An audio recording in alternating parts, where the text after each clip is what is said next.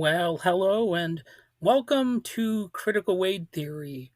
Today I'm jumping headfirst into a debate that's been buzzing in basements, record shops, and Reddit threads for decades. Were the Stooges really the first punk sounding band ever? Short answer, maybe, but like most music questions, it depends. Really, how do you define punk and all that kind of stuff?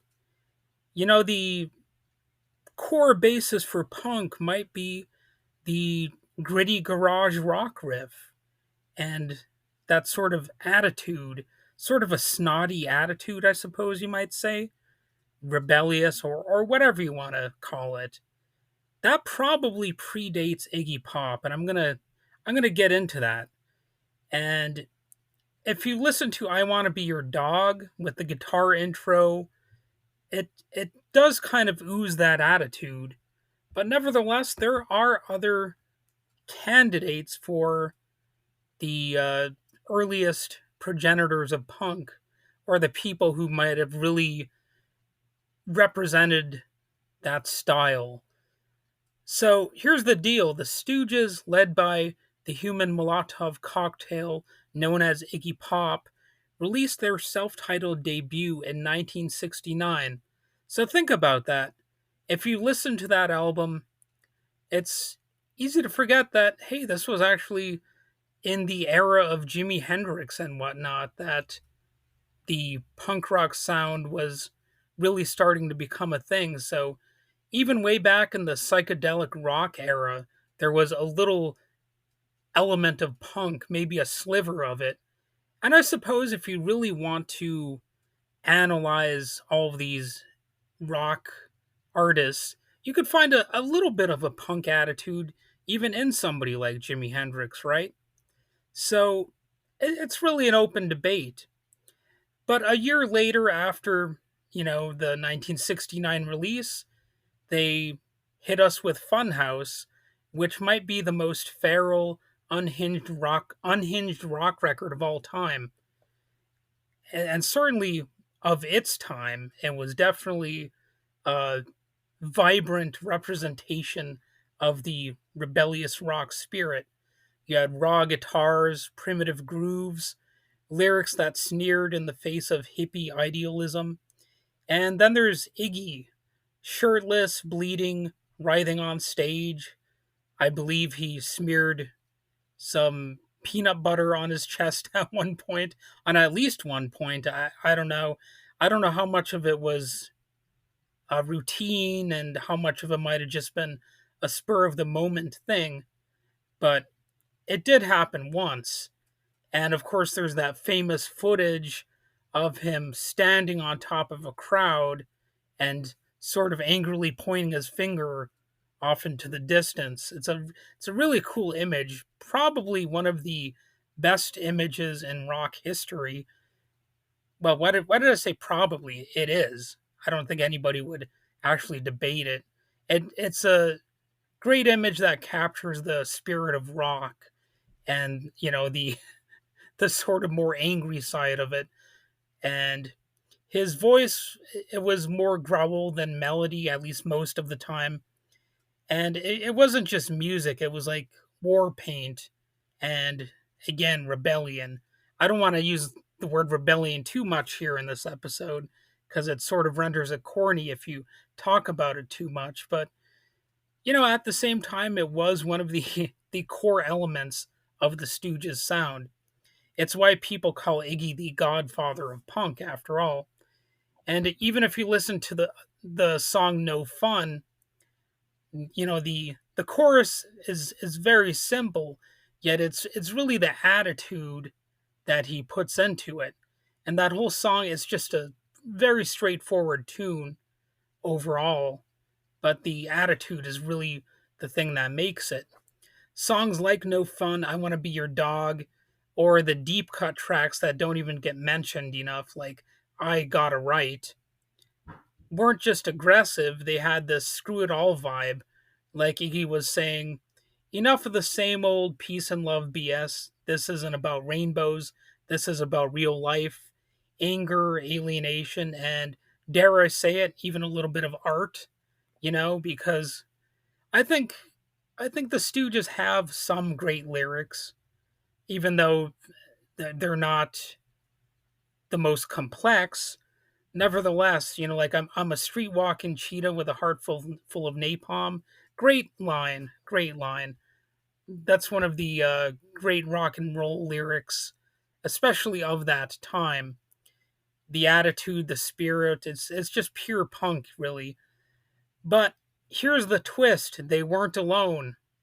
So let's rewind, and you know, if you're not from the era of the cassette tape, you might even wonder what rewind means, right? But in my era, we definitely understood what rewinding meant. But anyway, first up on the list of possible alternative contenders for the proto punk kings, you've got the Sonics, mid 60s, straight out of Tacoma, Washington. If you've ever heard the song Strychnine, the track hits harder than most punk did 10 years later in some ways. The screaming vocals, raw distortion, total garage chaos. Seriously, if you haven't heard that song, go ahead and pause this and go listen to it. If you haven't heard it before, I'll wait. You can come back to this episode and just check out Strychnine. It's a good song. Now, am I saying it's the greatest song of all time or anything like that? But we're talking about the attitude here, not whether something is truly the greatest tune.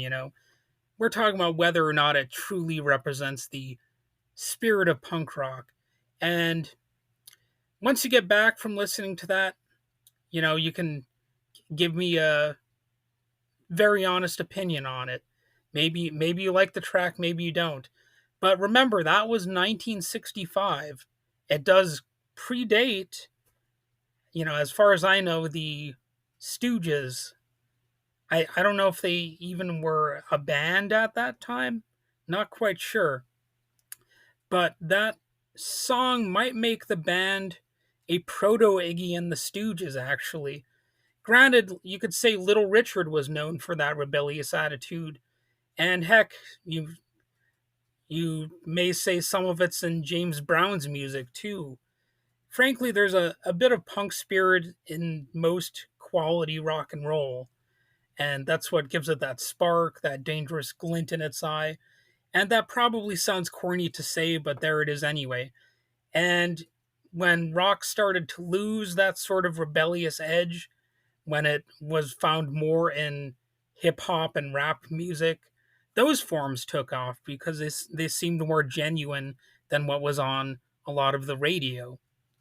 And I don't know if rap will remain as the dominant form as it seems to be these days, or if something will come along to replace it. But I bet that whatever replaces it or augments it will have some of that rebellious spirit as well. And remember, the same thing kind of happened to metal music too. You had the Black Sabbath type of bands, then hard rock and like thrash metal, but that all kind of it sort of was overpowered for a little bit by hair metal, and now you can say that metal music still exists, and it's probably always going to have some fans, but it's definitely not quite what it was because of the hair metal or glam metal, whatever you want to call it. And grunge kind of came along and replaced that. And then I guess you could say modern corporate pop came along and sort of replaced almost everything. Now, in order to find something that's at least a little bit rebellious sounding, you pretty much have to revert back to the underground. So it's a bit of a strange cycle that we've experienced. And well, I've said enough about that generic background information. Let's get on to contender number 2 for a possible, I guess, proto punk king band. That would be the Velvet Underground as another possibility. Way more art school than punk dive bar, but still Lou Reed and crew were writing about heroin, alienation, and street life before anyone else really dared.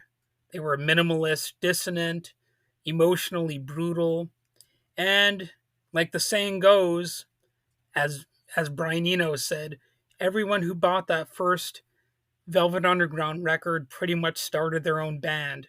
Now obviously that's not literally true, but it's probably not entirely without merit that they were indeed a highly influential band that inspired a lot of people to pick up musical instruments because, again, the music was real. It seemed authentic.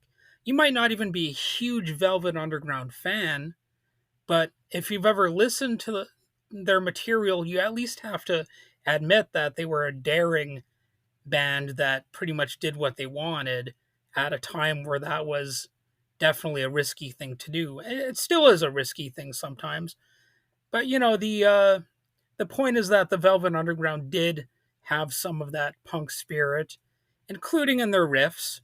The music was a little bit punky as well, and don't sleep on MC5 either. That's the third contender here. Kick Out the Jams or came out of the same year as the Stooges' debut, 1969. And they're also a Detroit band, or a Michigan band, I should say.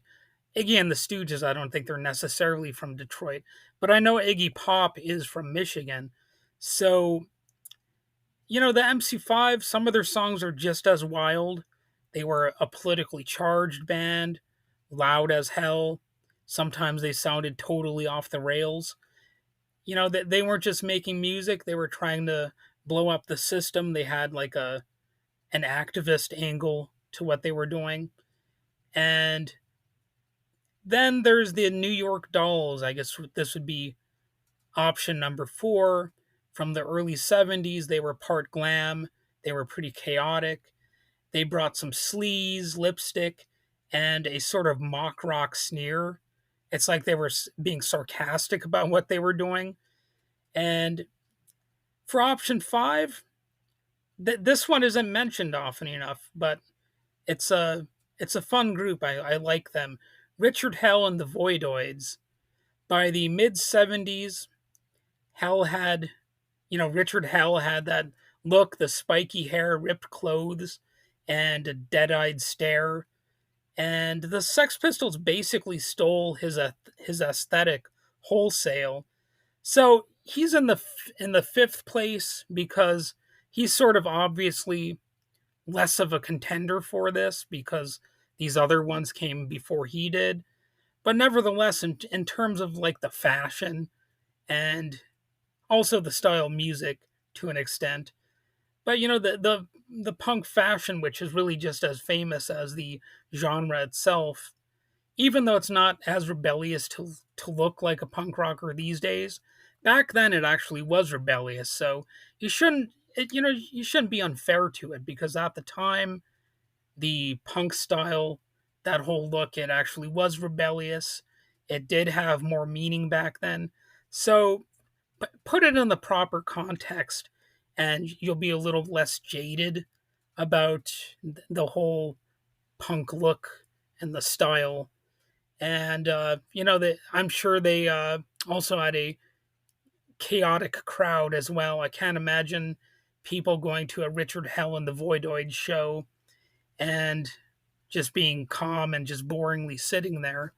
So, like I said, they're a band that's not really talked about nearly as much, at least in my experience. I don't see that many mentions of them, but definitely they're worth looking into. They have some solid tunes. And let's get back to that big question then. Were the Stooges the first punk sounding band? So let's keep it plain. They weren't the only ones, but they were the loudest, the wildest, and maybe the most important sonic link to what would become punk rock.